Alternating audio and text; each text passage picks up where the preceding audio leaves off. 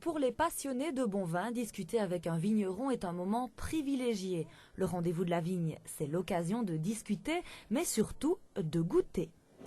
On a bien sûr des grands spécialistes qui viennent déguster. On a des sommeliers attitrés qui viennent de grands restaurants, qui viennent parfois tout à fait incognito. Maintenant, nous avons aussi, je vais dire, tout un chacun peut venir et on ne doit pas spécialement être connaisseur en vin pour dire faire un salon du vin ou venir déguster. À partir du moment où votre vin, vous l'aimez, vous l'appréciez, ou vous ne l'appréciez pas, et bien voilà, ça est le début de la dégustation. Jean-François Ball possède un vignoble dans l'Entre-Sambre-et-Meuse et fait découvrir aux visiteurs toutes les qualités de son vin belge.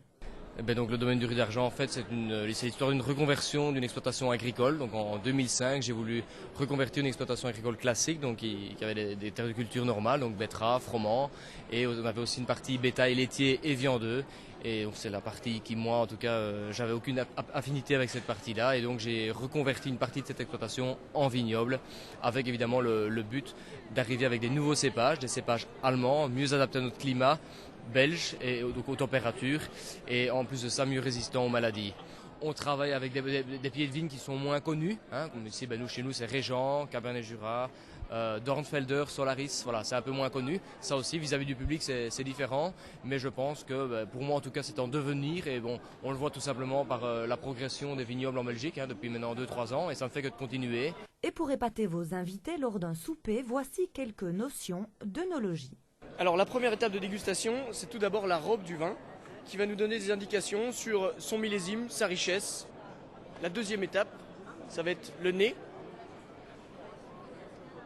Le nez qui va nous donner des indications également sur le côté floral ou un côté très typé du vin, sur des fruits secs, sur voilà, éventuellement l'âge du vin également. Et enfin la bouche.